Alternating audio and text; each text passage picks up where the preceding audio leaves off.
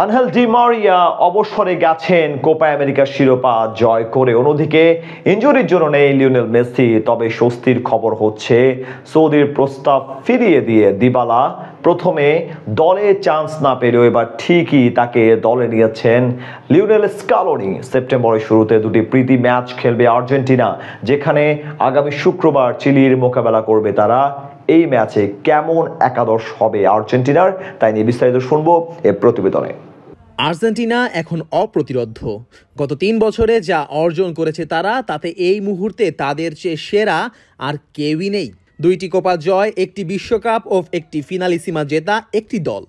তার সাথে আছে ফিফা র্যাঙ্কিংয়ে সবার ওপরের অবস্থান। গত 5 বছরে 2 হারের বিপরীতে 4 শিরোপা। ভাবা যায় সব মিলিয়ে আর্জেন্টিনা এখন সত্যিই সবার সেরা। তাদের শ্রেষ্ঠত্ব সব জায়গায়, এমনকি 2026 বিশ্বকাপ বাছাইও লাতিন অঞ্চলে সবার ওপরে অবস্থান কালোনির শিষ্যদের। 6 ম্যাচে 5 জয়ে 15 পয়েন্ট আলবিসেলেস্তেদের। এবার নিজেদের পয়েন্টে আরেকটু বাড়িয়ে নেওয়ার লক্ষ্য তাদের, যেখানে আগামী সেপ্টেম্বর মাসে 2টি বিশ্বকাপ বাছাইয়ের ম্যাচ খেলবে তারা। প্রথম ম্যাচে তাদের প্রতিপক্ষ চিলি ও পরের ম্যাচে তাদের প্রতিপক্ষ কোপা আমেরিকার ফাইনালে হারানো কলম্বিয়া। এদিকে চিলির বিপক্ষে আগামী শুক্রবার ভোর 6টায় মুখোমুখি হবে আর্জেন্টিনা। এই দলের সাথে তাদের রেকর্ড যথেষ্ট ভালো, মাত্র 8 বার হেরেছে ও ড্র করেছে 25 বার। অন্যদিকে জয়ের সংখ্যা 63। এতেই বলে দেয় কতটা সহজ প্রতিপক্ষ চিলি, যাদের অবস্থাও খুব একটা সুবিধাজনক না বিশ্বকাপ বাছাইয়ে। এদিকে কোপায় বিদায় নেয় গ্রুপ পর্ব হতেই মেসি ও ডি মারিয়ার অনুপস্থিতিতে। তবে চিলির বিপক্ষে কেমন একাদশ নিয়ে মাঠে নামতে পারে Lionel Scaloni.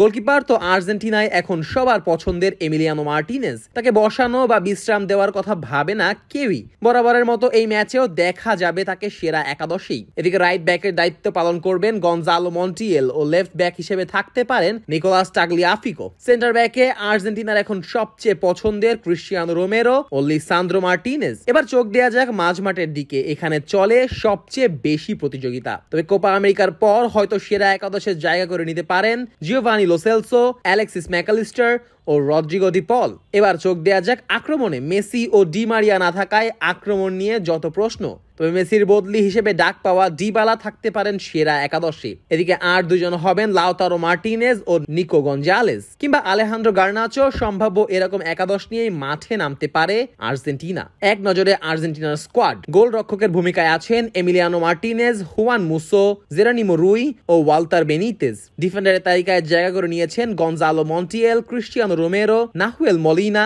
German Pezzella, Leonardo Balerdi, Nicolas Otamendi, Lisandro Martinez, Nicolas Tagliafico ও ভালেন্তিন বার্কো। মিডফিল্ডের তালিকায় আছেন Leandro Paredes, Guido Rodriguez, Alexis Mac Allister, Enzo Fernandez, Giovani Lo Celso, Rodrigo De Paul, Exequiel Fernandez ও নিকোলাস গঞ্জালেস। আক্রমণ ভাগে আছেন Alejandro Garnacho, Matias Soule, Giuliano Simeone, Valentin Carboni, Julian Alvarez, Valentin Castellanos, Paulo Dybala ও Lautaro Martinez.